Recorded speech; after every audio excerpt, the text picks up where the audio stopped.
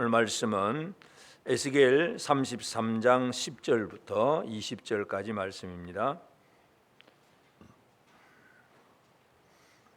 에스겔 33장 10절에서 20절까지 말씀을 한 절씩 교독을 합니다. 10절 말씀 제가 먼저 읽습니다. 그런즉 인자야, 너는 이스라엘 족속에게 이르기를, 너희가 말하여 이르되 우리의 허물과 죄가 이미 우리에게 있어 우리로 그 가운데서 쇠퇴하게 하니 어찌 능히 살리요 하거니와,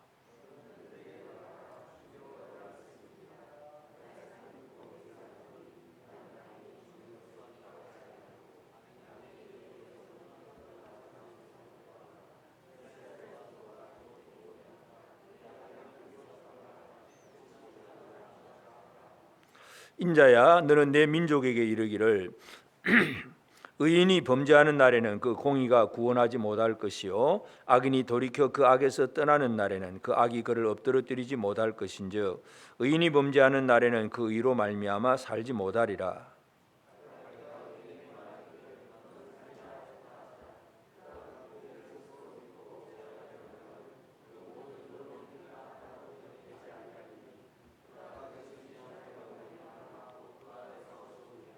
가령 내가 악인에게 말하기를 너는 죽으리라 하였다 하자 그가 돌이켜 자기의 죄에서 떠나서 정의와 공의로 행하여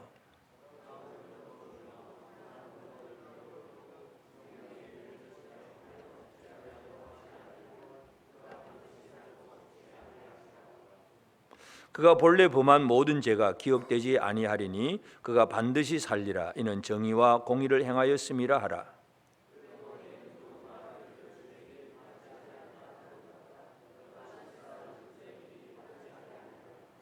만일 의인이 돌이켜 그 공의에서 떠나 죄악을 범하면 그가 그 가운데서 죽을 것이고,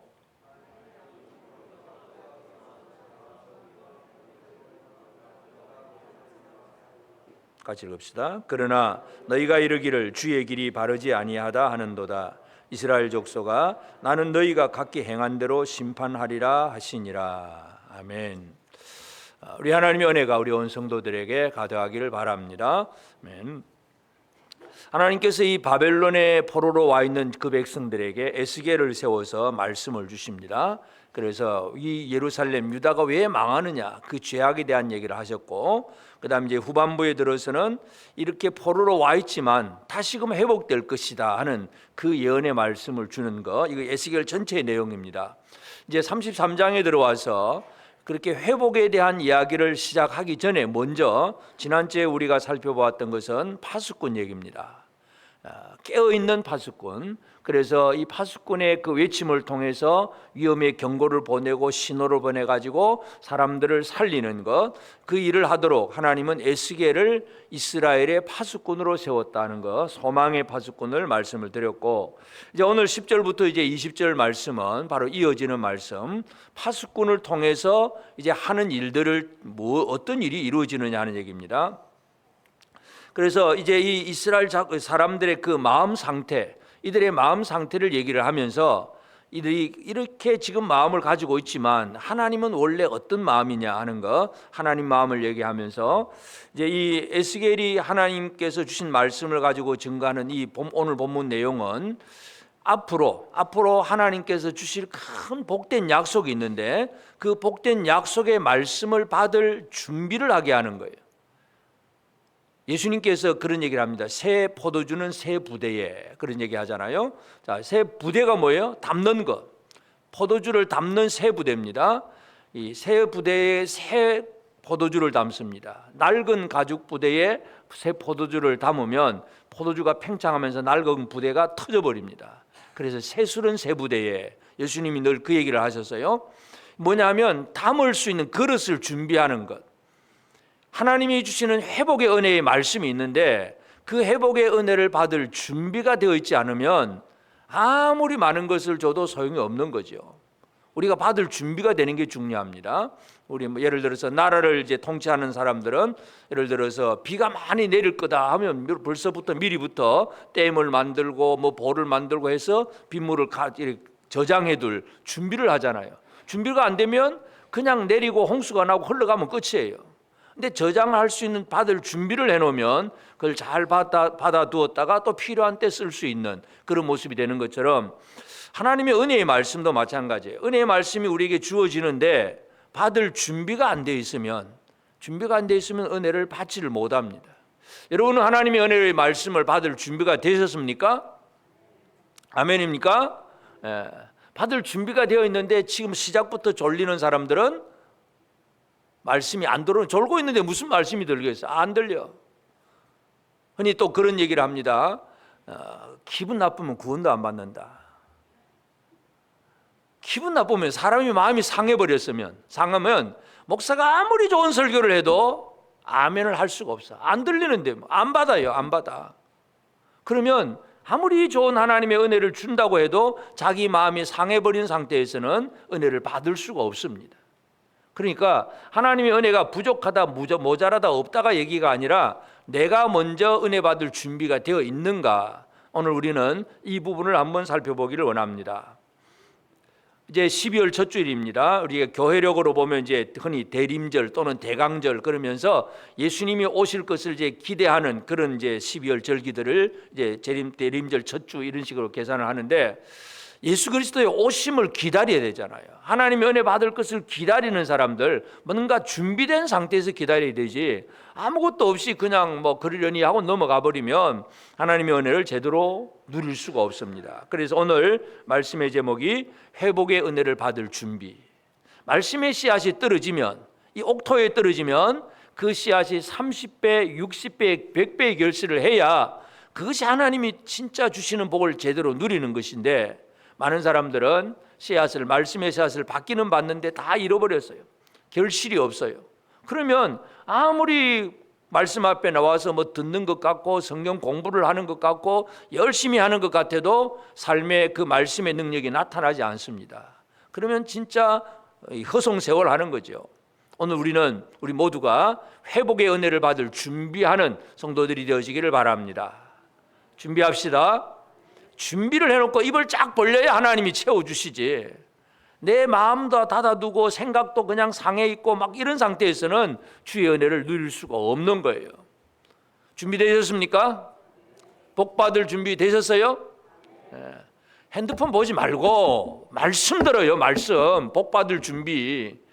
핸드폰 실교 시간에 핸드폰이나 쳐다보고 있고 그냥 졸기나 하고 그래가지고 무슨 은혜 받고 살겠다고 그런지 모르겠어요.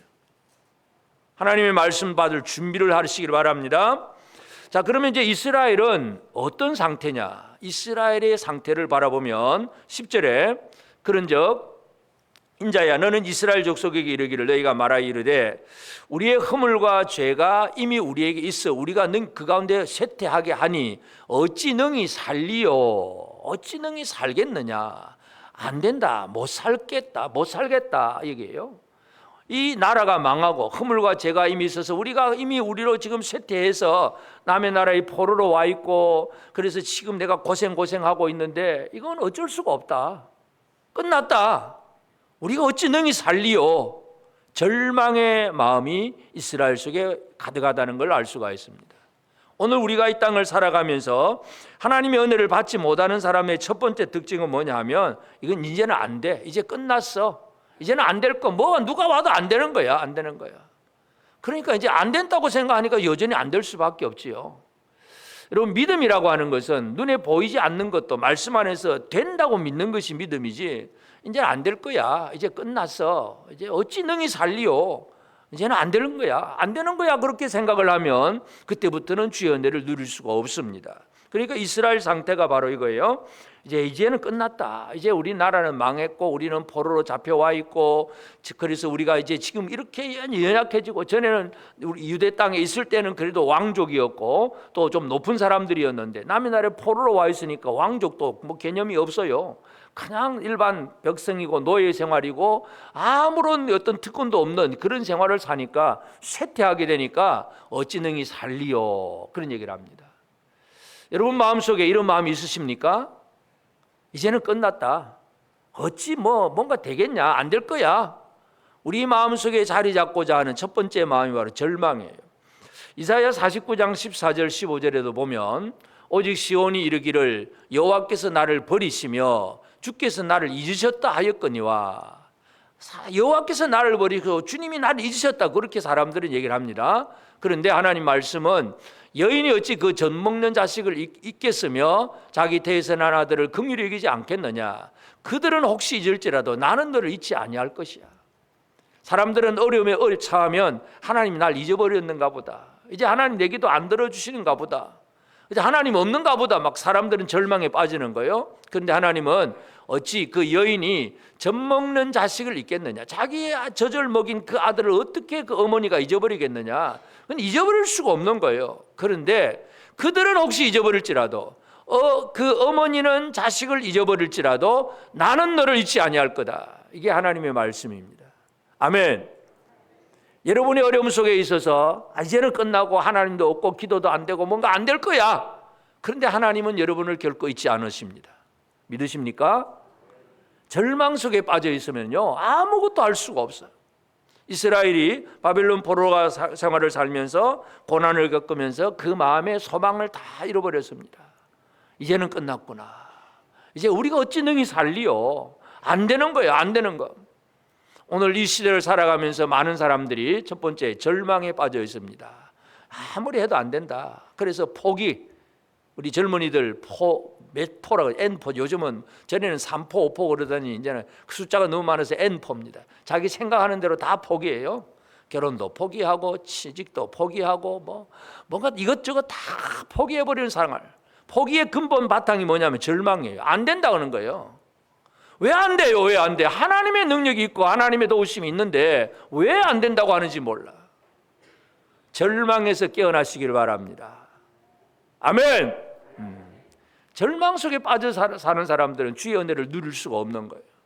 그리고 11절에도 보면 너는 그들에게 말하라. 주 여호와의 말씀이니라. 나의 삶을 두고 맹세하노니 나는 악인이 죽는 것을 기뻐하지 아니하고 악인이 그의 길에서 돌이켜 떠나 사는 것을 기뻐하노라. 이스라엘 족속아 돌이키고 돌이키라. 내 악한 길에서 떠나라. 어찌하여 죽고자 하느냐 하셨다 하라.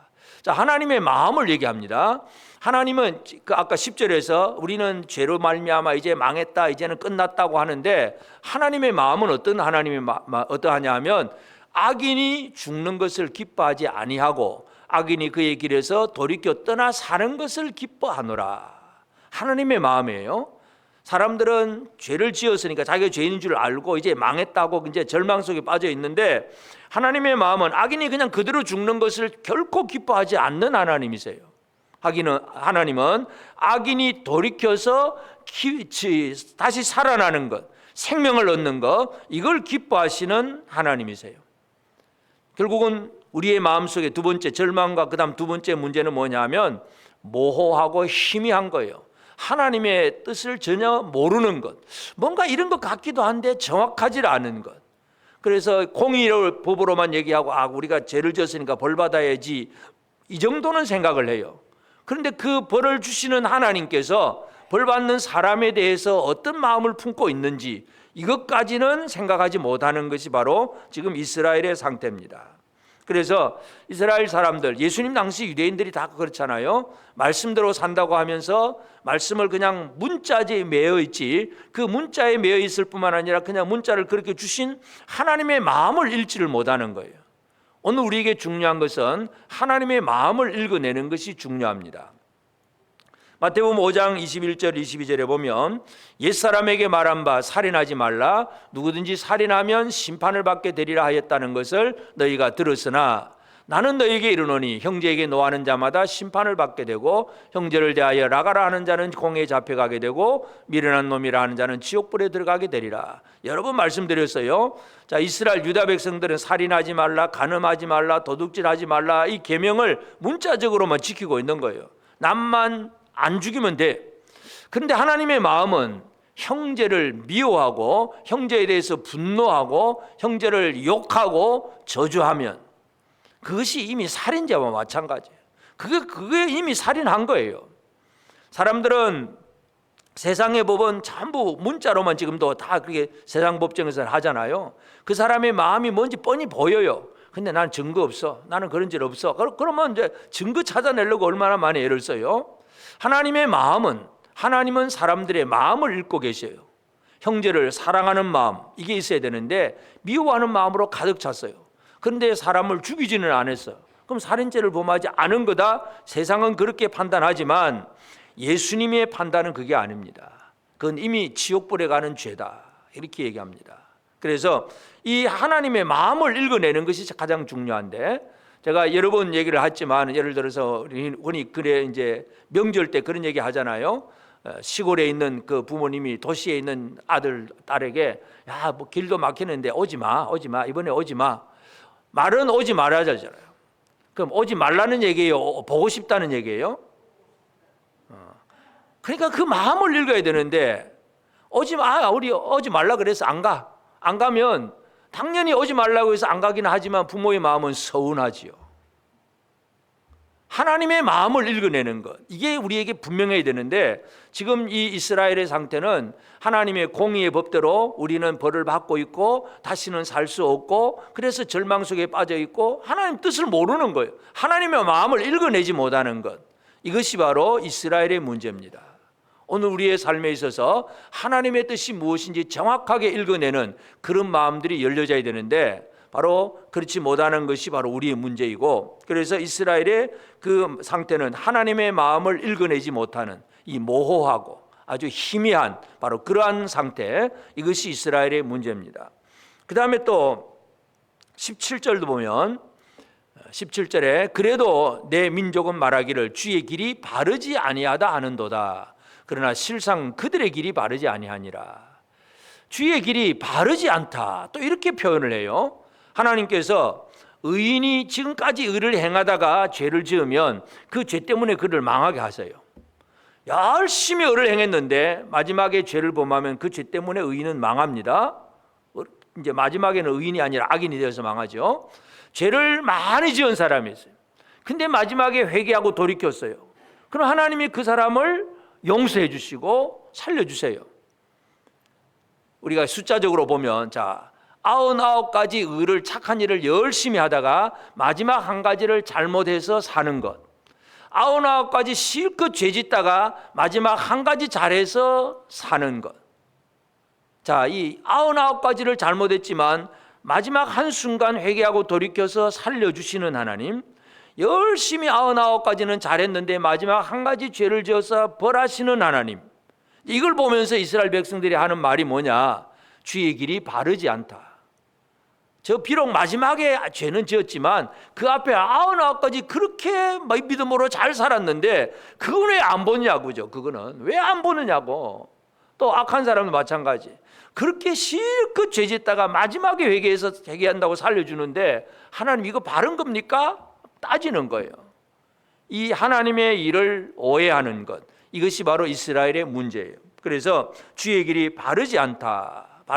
바르다 하는 얘기는 저울에 달아본다는 얘기인데, 공평한 저울에 달아서 측량을 해가지고 제대로 되었느냐를 이게 그 측량하는 단어가 바로 바르다 하고는 단어인데, 하박국 선지자도 그런 얘기를 합니다. 하박국 1장 13절에 보면 주께서는 눈이 정결하심으로 악을 참아보지 못하시며 패역을 참아보지 못하시거늘 어찌하여 거짓된 자들을 방관하시며 악인이 자기보다 의로운 사람을 삼키는데도 잠잠하시나이까? 하박국 선지자가 하나님 앞에 막 따지듯이 질문을 하는 거예요. 왜? 비록 유대 백성들이 하나님 앞에 죄를 범하긴 했지만 유대 백성보다 훨씬 악한 이 바벨론 세력이 하나님의 백성을 이렇게 못되게 하고 압박하고 그렇게 하는데, 그 사람을 삼키는데 하나님 왜 잠잠합니까? 이 하박국의 질문이에요. 주의 길이 바르지 않다는 거예요. 저 악인들은 그렇게 많은 죄를 지었는데, 유다는 지금 많은 믿음으로 살고 성전도 있고 제사도 있고 하나님 앞에 예물도 드리고 뭔가 열심히 믿음 생활을 하면서, 그러면 그 중에서도 또 뭐 우상숭배도 나오고 죄가 있기는 하지만, 그런데 왜 더 악한 사람을 데리고 이 유다를 이렇게 침공을 하고 유다를 삼키는데 하나님 잠잠하냐고. 이게 하박국의 질문이었습니다. 많은 사람들이 이런 질문 속에 빠져 있을 수가 있습니다. 그래서 하나님이 하시는 그 일에 대해서 오해를 하게 되면, 우리 기준입니다. 사람의 기준으로 오해를 하게 됩니다. 분명히 하나님이 이건 이래야 되는데 왜 이렇게 안 하느냐, 그죠? 여러분, 하나님께 대해서 오해하고 사는 사람은 없으십니까? 하나님 왜 저렇게 저 나쁜 짓 많이 했는데 마지막에 회개했다고 살려주고, 그렇게 착한 일을 많이 했는데 마지막에 좀 잘못했다고 벌하고, 하나님 왜 그렇습니까? 이러한 질문들, 이것이 바로 이스라엘의 질문이에요. 그래서 주의 길이 바르지 않다, 이렇게 얘기를 하고 있습니다. 하나님은 그 하시는 일이 정확하십니다. 다니엘서에 보면 이제 바벨론 제국이 멸망당할 때 벨사살 왕에게 대한 그런 말씀인데, 다니엘서 5장 25절부터 27절까지 보면 기록된 글자는 이것이니 곧 메네 데겔 우바르시니라, 그 글을 해석하건대 메네는 하나님이 이미 왕의 나라를 시대를 세워서 그것을 끝나게 하셨다 하며, 데겔은 왕을 저울에 달아보니 부족함이 보였다 하며. 그러니까 벨사살 왕이, 그러니까 느부갓네살의 아들 벨사살이 이제 유대에서 가져왔던 성전의 기물들을 가지고 그거 가지고 막 잔치를 벌이는 거예요. 우상 섬기면서 잔치를 벌였을 때에 벽에 갑자기 손가락이 나타나서 벽에다가 글을 씁니다. 메네 데겔 우바르신. 이걸 이제 사람들이 읽지도 못했어요. 저게 도대체 뭔지 몰라. 근데 손가락이 나와서 벽에 글자를 막 쓰고 있으니까 깜짝 놀랄 수밖에 없잖아요. 읽을 수도 없고 뜻도 모르고. 그러다가 결국은 이제 다니엘을 불러내죠. 옛날에 다니엘이 지혜롭다는 걸 알고 이제 다니엘을 불러내고, 다니엘이 그 글을 읽고 해석을 해줍니다. 메네 데겔 우바르신. 바로 이것은 메네, 이건 하나님께서 이미 당신의 시대를 이제 세워서 이제는 끝났다, 바벨론의 시절은 끝났다, 이 하나님이 시간을 정하신다는 분이고, 데겔 왕을 저울에 달아보니 부족한 함량 미달. 여러분은 함량 미달입니까? 적정하게 하나님 은혜 주신 대로 잘 살고 계십니까? 여러분 스스로 생각하셨습니까? 하나님께서 내게 주신 지혜, 건강, 아니면 물질, 지식, 또 어떤 가족과 환경들, 이 뭔가가 주어졌는데 그 주어진 것을 가지고 하나님이 원하시는 만큼의 삶을 살아내고 있으면 저울에 달아볼 때 합격, 그럽니다. 저울에 부족하면 어떻게 됩니까? 그 어떻게 되는 거예요? 그냥 쫓겨나는 거예요. 이미 시대도 끝나고 벨사살 왕도 함량 미달이기 때문에 바벨론 제국은 망할 수밖에 없어요. 하나님은 정확하게 재보시는 하나님이에요. 사람들은 바르지 않다고 하지만 하나님은 정확하다는 사실, 우리가 이것을 기억을 해야 됩니다. 그래서 바벨론에 와 있는 이 이스라엘 유다 백성들의 그 마음의 상태, 뭔가 이 많은 지금 문제가 있는 거예요. 절망 속에 빠져 있고, 하나님의 마음은 읽어내지 못하고, 그리고 자기 기준으로 생각하면서 왜 하나님의 길이 이러냐고 막 바르지 않다고 막 그렇게 투덜거리고 하소연하고, 이것이 바로 지금 이스라엘 유다의 상태입니다. 그래서 이것이 발라져야, 이것이 회복되어져야 이제 하나님이 주시는 회복의 놀라운 은혜를 제대로 받을 수가 있는 그런 그릇이 됩니다. 그래서 오늘 우리에게 있어서 중요한 거, 하나님은 우리에게 많은 은혜를 베풀어 주시는 하나님이신데 이 은혜를 받을 준비가 되어 있는 그런 성도들이 되어지기를 바랍니다. 그러면 예수 그리스도가 이 땅에 오셔서 하신 모든 일들이 뭐냐 하면 우리로 하여금 주의 은혜를 받을 준비를 하게 하시는 주님이십니다. 그래서 예수님이 오셔서 하신 일은 베드로의 설교 속에 이런 얘기가 있습니다. 사도행전 2장 28절에 보면 주께서 생명의 길을 내게 보이셨으니 주 앞에서 내게 기쁨이 충만하게 하시리로다 하였으므로, 사도 베드로가 이제 오순절 성령 충만해서 이제 설교를 합니다. 삼고인 무리들에게 설교를 할 때에 설교의 주제 핵심이 뭐냐 하면 예수 그리스도의 부활입니다. 유대인 이스라엘 사람들, 그들이 십자가에 죽여 못 박아 죽인 예수를 하나님이 살리셨다, 이제 이 얘기가 베드로 설교의 주제예요. 그 주제로 설교를 하면서 이 28절의 내용은 다윗의 시편을 인용을 한 거예요. 그러니까 다윗은 어떤 신앙을 가졌느냐? 다윗은 부활 신앙을 가진 사람이에요. 주께서 생명의 길을 내게 보이셨으니 주 앞에서 내게 기쁨이 충만하게 하시리로다. 여러분, 다윗이 사울을 피해서 도망 다니는 그 고난의 시절, 기쁨이라고 하는 것은 있을 수가 없는 상황이잖아요. 이리저리 빨리 도망가야 되고 도피를 해야 되고, 그래서 어떤 사람을 구원해 주면 그럼 그 사람이 다윗을 대접을 해줘야 되는데 오히려 그 사람들이 또 사울 왕에게 고소 고발을 하고 계속 도망 다니고 광야로 막 사람 살 수 없는 그런 동굴로 이리저리 도망 다니는 그 삶이 바로 다윗의 삶이었어요. 근데 그 다윗의 삶은 기쁨이 충만하다고 얘기를 하고 있습니다. 여러분 기쁨이 충만하십니까? 대답 안 하시죠? 우리가 어떠한 어려움 속에 살더라도 기쁨으로 충만하는 것은 무엇 때문에 그렇습니까? 다윗은 생명의 길을 보이셨다는 얘기죠.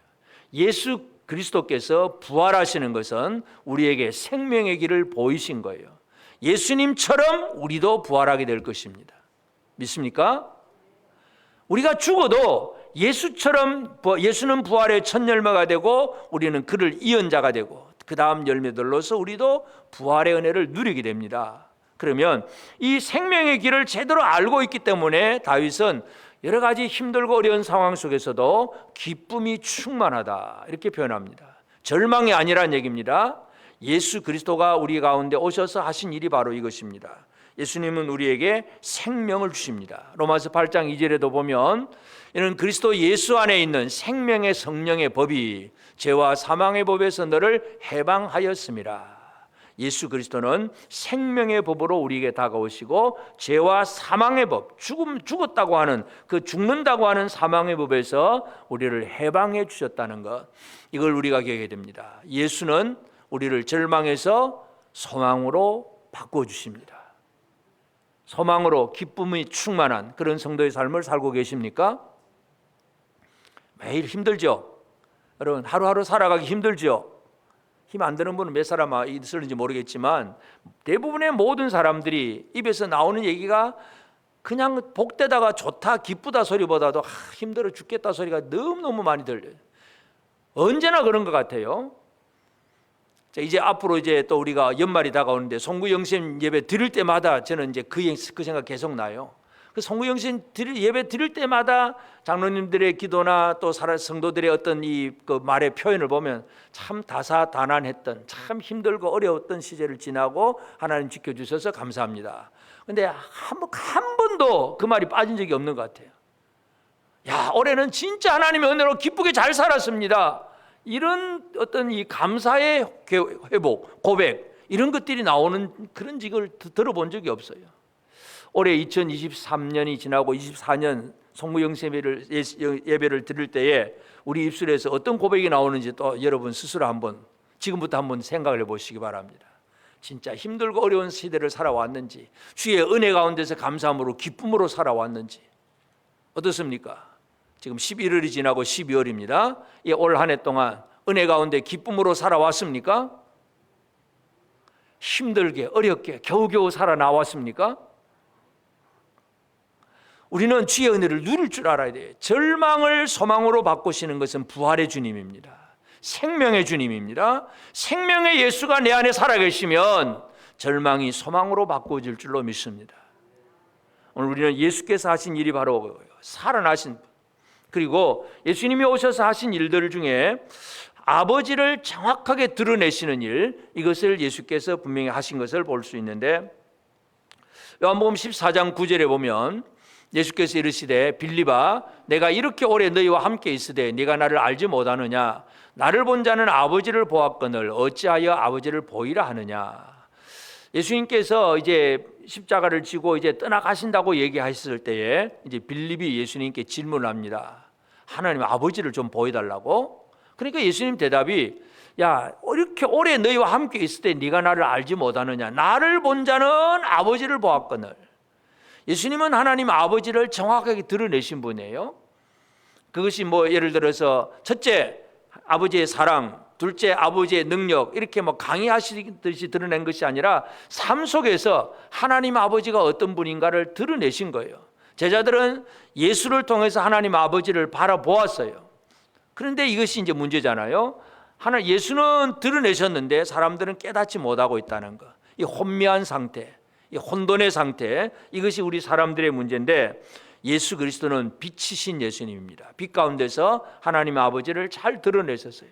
하나님의 사랑과 은혜가 무엇인지, 세상을 통치하는 하나님의 권세가 무엇인지, 바람과 물결도 잔잔하라 꾸짖으면 바람도 잔잔해져 버리고 귀신도 쫓겨나고 모든 놀라운 일들이 벌어지잖아요. 그 모든 것들이 하나님을 보여주는 거예요.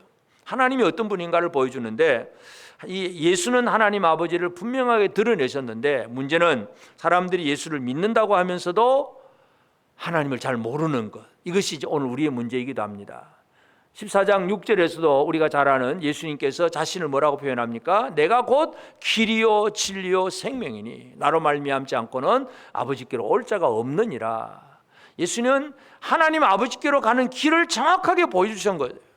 어떻게 하면 아버지께로 갈 수 있느냐? 나로 말미암지 않고는 안 된다. 예수로 말미암아 가는 거예요.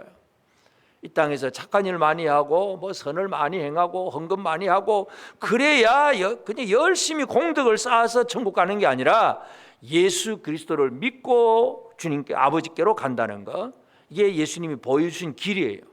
정확하게 보여주셨어요. 근데 많은 사람들이 아직도 혼돈 가운데 있어가지고 그래도 이런 걸 해야, 착한 일을 많이 해야 구원받지, 이렇게 생각하는 사람들이 아직도 있습니다. 예수 믿는 성도들에게도 물어보면 그런 대답을 해요. 오늘이라도 이제 천국 갈 자신이 있어요? 물어보면 자신이 없대. 왜? 아직도 뭐 좀 더 뭔가 하나님 앞에 좀 더 죄송스러워서 좀 더 해나고 전도도 좀 더 하고 뭔가 더 해야 가는데 지금은 천국 가면 내가 너무너무 안 될 것 같아요. 못 간다고. 그럼 천국 가는 걸 예수 그리스도를 믿는 믿음으로 가는 길이 아직도 분명치 못한 사람들이 있다는 얘기죠. 예수 그리스도는 믿음의 길, 구원의 길을, 하나님 아버지를 정확하게 드러내 주셨습니다. 그리고 예수께서 하신 그 모든 일들은 정확하게 올바른 사역이라는 것도 기억해야 됩니다. 이 유다 백성들이 바벨론에서 하는 얘기가 뭐예요? 주의 길이 바르지 않다, 그런 얘기 하잖아요. 근데 예수님의 길이 바르지 않은 것은 하나도 없습니다. 사람들은 실수할 수 있습니다. 목사도 실수하고 장로도 실수하고 오래 믿은 사람들도 올바르지 않게 생각하거나 행동할 수도 있고, 사람들은 완벽함이 없습니다. 그러나 예수 그리스도는 완벽하신 분입니다. 올바른 분인데, 특별히 그 구원과 심판의 사역을 정확하게 하시는 분이 바로 예수 그리스도입니다. 그래서 우리가 대표적인 예로 우리가 예수님 십자가에 달리셨을 때 그 우편 강도가 좌우편에 달리잖아요. 그 한편 강도는 예수님을 저주하고 믿지 않습니다. 근데 우편 강도는 예수께 자신의 영혼을 부탁을 합니다. 그때 이제 예수님이 대답이 나옵니다. 누가복음 23장 41절, 우리는 우리가 행한 일에 상당한 보응을 받는 것이니 이에 당연하거니와 이 사람이 행한 것은 옳지 않은 것이 없느니라. 이 우편 강도는 예수가 누군가를 정확하게 알았고 우리는 죄짓고 망하는 것이지만 그러나 예수는 옳은 분이다. 그러면서 주님 나를 부탁하십니다. 내 영혼을 기억하시고 나를 좀 생각해 주세요. 이 강도가 예수님께 그 얘기를 하니까 너는 오늘 나와 함께 낙원에 있으리라, 그렇게 말씀합니다. 예수님은 구원받을 자를 결코 잃어버리지 않는 하나님 주님이십니다. 그래서 누가 어떻게 구원받느냐, 착한 일을 많이 해서 구원받는 게 아니라 예수께 부탁하면 구원을 받습니다. 예수께 믿음으로 나아가면 구원을 받습니다. 그 원리를 정확하게 예수님 보여줍니다. 그래서 하나님의 부르심을 받은 하나님의 백성들, 이 땅 위에는 많은 어려운 일들도 있고 고난도 있지만, 그러나 그 고난이 우리를 막 어렵게 만들고 막 생각 이상하게 만들고 그 얘기가 아니라, 고난도 고난에 다 목적이 있는 거예요. 하나님의 길이 올바르지 않다고 말하는 것이 잘못된 겁니다. 하나님은 어떤 하나님이시냐 하면 로마서 8장 28절에도 보면 우리가 알거니와 하나님을 사랑하는 자 곧 그의 뜻대로 부르심을 입은 자들에게는 모든 것이 합력하여 선을 이루느니라. 모든 것이 합력하여 선을 이룬다. 애굽에 노예로 팔려갔던 요셉이, 형들이 요셉을 노예로 팔아먹었거든요. 남의 나라에 노예로 팔려갔어요. 그만큼 형들에게 배신당하고 남의 나라에 가서 노예가 되고 아무도 알아주지 않는 그곳에서 그냥 밑바닥 삶을 살아내는 것 쉬운 일이 아니죠. 그럼에도 불구하고 요셉은 그 고난의 과정 속에서도 하나님을 신뢰하고 하나님을 믿는 믿음으로 살고, 하나님이 요셉을 형통케 하니까 결국은 요셉이 애굽의 총리가 되잖아요. 그러니까 애굽에 팔려가고 노예가 되고 감옥에 들어가고 그 모든 일련의 그 과정들은 결코 만만한 일이 아니에요. 그런데 결과적으로 보면 그 모든 과정들을 통해서 요셉은 애굽의 총리가 되고 나라를 먹여 살리고 그리고 자기 집안 식구를 다 먹여 살리는 그런 일들을 하게 됩니다. 모든 것이 합력하여 선을 이룬다. 여러분, 여러분에게 누군가 여러분을 배신하고 여러분에게 마음을 상하게 하는 일이 있다고 하더라도 하나님은 그것까지라도 사용하시는 하나님이심을 믿으시기를 바랍니다. 저놈이 날 배신 때려서 죽일 놈 그렇게 살지 말고 그것까지도 하나님이 나를 사용하신다고 하는 사실을 믿으시기를 바랍니다. 왜 저럴까? 목사가 그러고 정나고 장로가 저럴까? 그러지 말고 그것까지도 하나님은 사용하신다는 사실, 모든 것이 합력하여 선을 이루신다고 하는 사실, 이것을 믿으시기를 바랍니다. 그래야 진짜 예수 그리스도께서 우리에게 주신 이 진정한 마음의 준비가 제대로 이루어지는 거예요. 그래서 오늘 우리가 기억해야 될 것, 제일 첫 번째 뭘 기억해야 되느냐?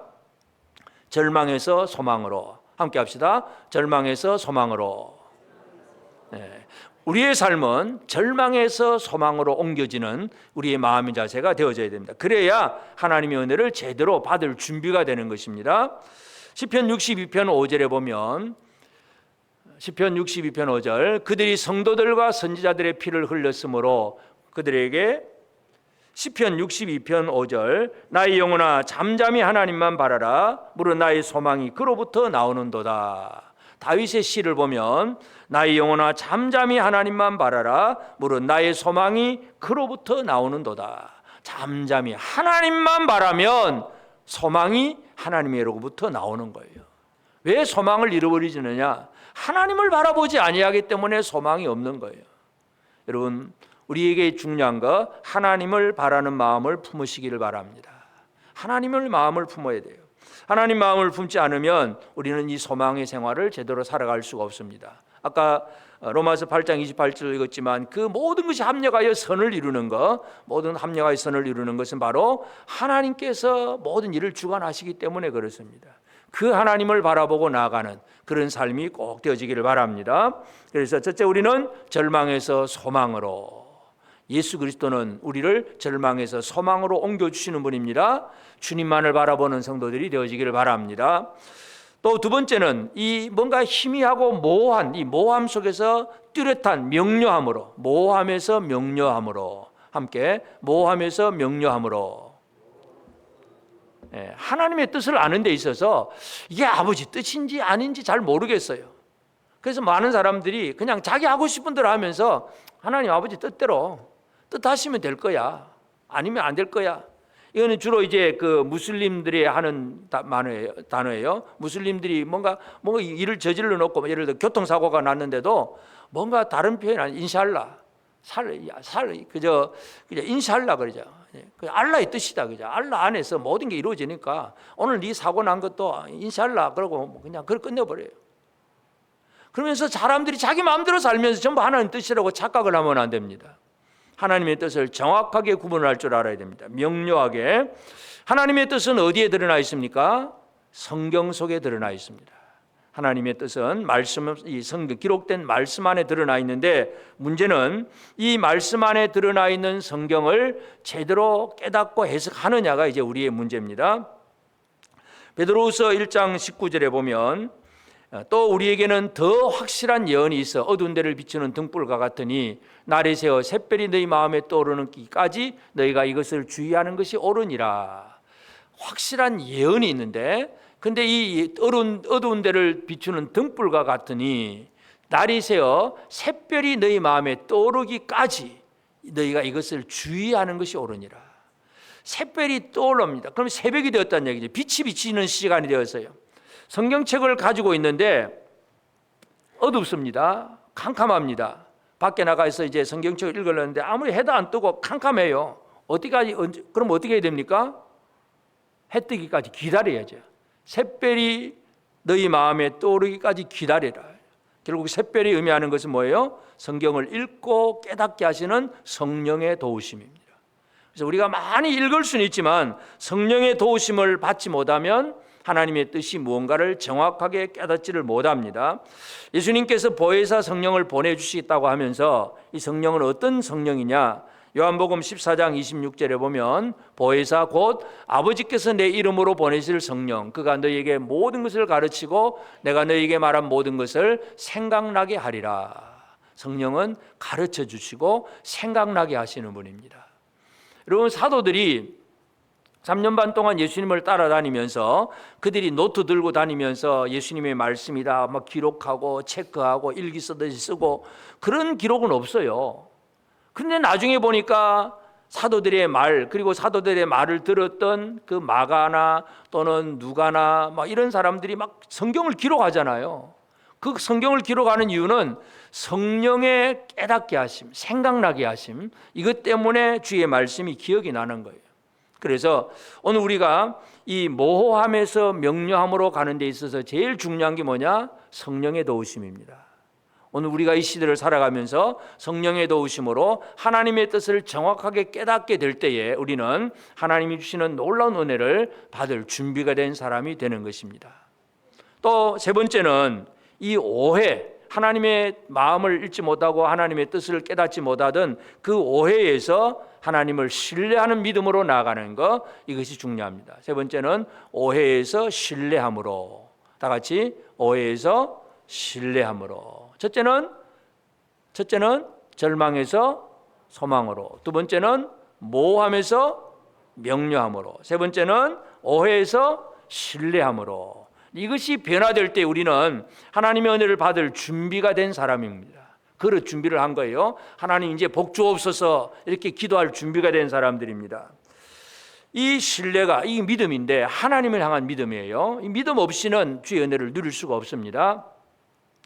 예수님 당시에 유대인들 중에 이제 사두개인들이 있습니다. 이 사두개인들은 어떤 사람들이냐면 부활이라든지 천사라든지 영이라든지 어떤 이 영적인 세계를 이들은 믿지 않는 사람들이에요. 그냥 현실적으로 어떤 이 세속 정권과 야합을 해가지고 자리를 차지하고 물질적인 어떤 돈을 많이 모으고 그저 명예를 얻고 뭐 이런 것만 추구하는 사람들이지 뭔가 하나님 앞에 깊은 믿음의 깊이 속에 들어가는 사람들이 아니었어요.